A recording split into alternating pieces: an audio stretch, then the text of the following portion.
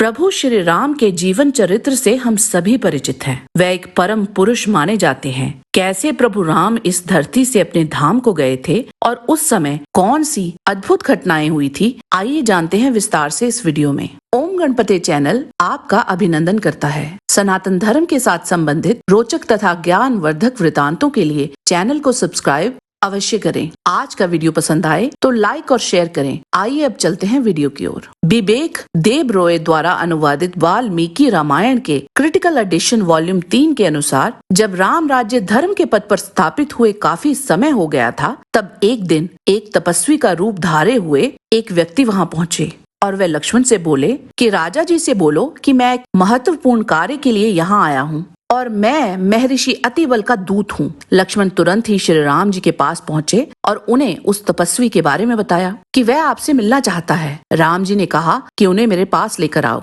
वह ऋषि प्रभु राम जी के पास आकर बोले, आप और भी समृद्ध हो। श्री राम ने उनका हालचाल पूछा और बोले, हे महान ऋषि, आप जो संदेश मेरे लिए लाए हैं वह मुझे कह सुनाएं। ऋषि बोले, यह वार्तालाप हम दोनों के बीच ही होनी चाहिए। अगर कोई तीसरा इन शब्दों को सुने तो वह जीवित नहीं रह सकता, उसकी मृत्यु निश्चित है। प्रभु राम ने हामी भरते हुए इस बात का प्रण लिया और लक्ष्मण जी से कहा कि वह द्वारपाल को भेजकर स्वयं द्वार के बाहर खड़े रहें, क्योंकि किसी ने भी मेरी और ऋषि की बात सुन ली तो उसे मारना पड़ेगा। तब श्री राम ने उस ऋषि से कहा कि अब आप बताएं। वह ऋषि बोले, मुझे समस्त देवों के परम पिता ने आपके पास भेजा है। उन परम पिता जो समस्त लोकों के स्वामी हैं ने बोला है कि अब आपका अपने लोक की सुरक्षा करने का समय आ गया है। पौराणिक काल में जब समस्त लोक एक थे, तब आप उस महासागर में अपनी माया से शयन करते थे। उसी काल में आपकी नाभि से उत्पन्न हुए कमल में मेरा जन्म हुआ था। आपने उस समय मुझे सृष्टि के निर्माण का दायित्व दिया था। आप मुझसे कहीं अधिक ऊर्जावान थे और मैंने आपसे समस्त प्राणियों की रक्षा करने का निवेदन किया था। तब आपने अपना शाश्वत अजय रूप त्याग कर विष्णु रूप धरा था। आपने ही रावण के संहार के लिए इस मनुष्य रूप में जन्म लिया। आप यहाँ 11,000 वर्षों से निवास कर रहे हैं और अब आपका अपने लोक में लौटने का समय आ गया है। अन्यथा अगर आप यहीं निवास करना चाहते हैं तो वह आपकी इच्छा है। मैंने आपको परम पिता का ये संदेश कह सुनाया है। तब श्री राम ने मुस्कुराते हुए ऋषि रूप में आए ब्रह्मा जी से कहा, मैंने परम पिता का अत्यंत अद्भुत संदेश आपके द्वारा सुना और मुझे बड़ी प्रसन्नता हुई जो आप यहाँ आए। और इसमें कोई संशय नहीं है कि आप जहाँ से आए हैं मैं भी वहीं जाऊंगा। इस बात का विचार मेरे मन में पहले ही आ गया था, क्योंकि मैं देवों के ही अधीन हूँ। वह जैसा कहते हैं मुझे वैसा ही करना चाहिए। उन दोनों की वार्तालाप अभी चल ही रही थी कि प्रभु श्री राम को मिलने की इच्छा से ऋषि दुर्वासा वहां पधारे। लक्ष्मण जी के समीप आकर दुर्वासा जी बोले, इससे पहले कि मेरा उद्देश्य विफल हो जाए, जल्दी से मुझे राम के दर्शन करवाओ। ऋषि के शब्दों को सुनकर लक्ष्मण ने पहले उनका सत्कार किया और उन्हें संबोधित करते हुए बोले, हे प्रतापी, मुझे कार्य के बारे में बताइए। प्रयोजन क्या है? मैं क्या कर सकता हूँ? हे ब्राह्मण, राघव उत्सुकता से इसे करेंगे, पर आप कृपया प्रतीक्षा करें। लक्ष्मण की ये बात सुनकर दुर्वासा जी क्रोध में जल उठे और क्रोधित स्वर में लक्ष्मण जी से बोले कि अभी के अभी अगर तुम मुझे राम के पास नहीं लेकर गए तो मैं तुम्हें, राम को, तुम्हारे इस राज्य को श्राप दे दूंगा। यहाँ तक कि मैं भरत के पुत्रों को भी नहीं छोड़ूंगा और ना ही तुम्हारे। मैं अपने में क्रोध को नियंत्रित करने में असमर्थ हूँ। लक्ष्मण जी ने सोचा कि अगर एक जान के बदले बाकी सबके प्राणों की रक्षा होती है तो कोई बात नहीं, और बिना कुछ सोचे ही वे भीतर चले गए और प्रभु राम को दुर्वासा जी के बारे में बताया। श्री राम ने तब महर्षि दुर्वासा से भेंट की और कुछ समय तक उन दोनों का वार्तालाप हुआ।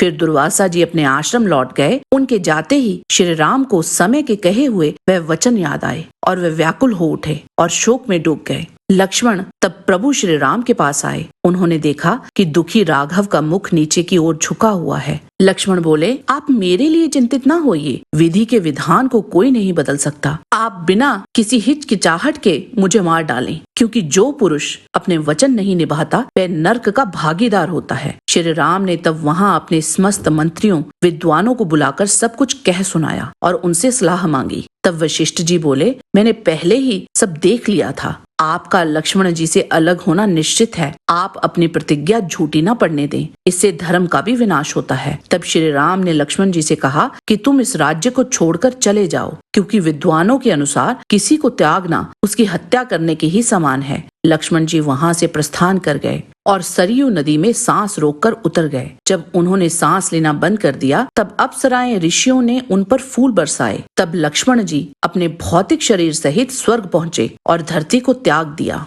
लक्ष्मण के जाने के बाद राम दुख और शोक से अभिभूत हो गए। उन्होंने पुजारी, मंत्रियों आदि से कहा, अब मैं अपने सारे राज्य को किसी धर्म में लगे हुए पुरुष को सौंपकर वन में चला जाऊंगा। किसी महावीर को अयोध्या का स्वामी बनाया जाए। भरत और शत्रुघ्न तक जब ये संदेश पहुंचा, तब उन दोनों ने श्री राम जी के साथ जाने का निर्णय किया। श्री राम ने अपने पुत्र कुश को विंध्या पर्वत के उत्तर बसाई गई नगरी कुशवती का राजा बनाया और लव को श्रवती का भार सौंपा और अपनी समस्त सेना, अपने खजाने आदि को दोनों पुत्रों में बांट दिया। जब ये बात फैल गई कि प्रभु श्री राम इस धरती को त्यागने वाले हैं, तो बड़ी संख्या में वानर, राक्षस, देव पुत्र, गंधर्व पुत्र और कई महान ऋषियों के पुत्र वे सभी वहां एकत्रित होकर बोले, प्रभु हम भी आपके साथ ही चलेंगे। तब श्री राम ने पहले विभीषण को ये निर्देश दिया कि धर्म के मार्ग से कभी भटकना नहीं, लंका की और अपनी प्रजा की सदैव रक्षा करना। फिर हनुमान जी से कहा, तुमने पहले ही इस धरती पर ही रहने का मन में विचार कर लिया है, अब अपने वचन को झूठा मत होने देना,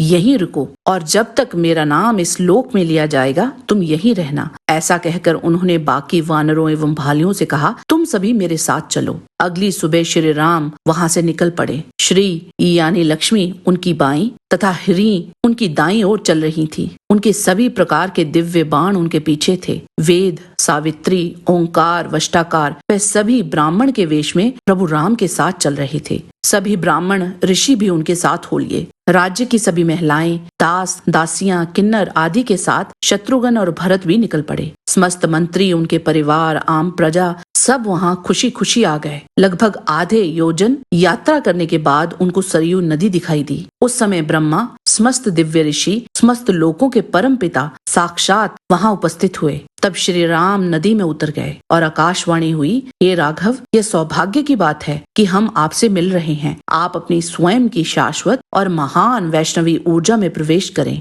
इसके बाद एक अद्भुत दृश्य दिखता है। प्रभु श्री राम अपने भाइयों और बाकी समस्त प्राणियों के साथ अपनी वैष्णवी ऊर्जा में लीन हो जाते हैं और अपने वास्तविक श्री विष्णु रूप में आ जाते हैं। वहां आए हुए देव, दिव्य ऋषि, गंधर्व, अप्सराएं, मारुत, इंद्रदेव, अग्निदेव, यक्ष, दैत्य, दानव आदि सभी अति प्रसन्न होकर विष्णु जी की आराधना करते हैं और सभी विष्णु भगवान जी के साथ ही स्वर्ग चले जाते हैं। वहां पहुंचकर विष्णु जी परम पिता से आग्रह करते हैं कि मेरे साथ आए समस्त प्राणियों पर भी अपनी कृपा करें और इस प्रकार प्रभु श्री राम ने इस पृथ्वी को त्यागा था। जय श्री राम। आज के वीडियो में बस इतना ही। आशा करते हैं कि आपको आज का वीडियो पसंद आया होगा। इसे लाइक अवश्य करें। जाने से पहले चैनल को सब्सक्राइब करेंगे तो हमें बहुत खुशी होगी। किसी भी प्रकार की त्रुटि के लिए आपसे निवेदन है कि प्रेम पूर्वक परम पिता परमात्मा को मन में धारण करें और बोले, वैदिक सनातन धर्म की जय।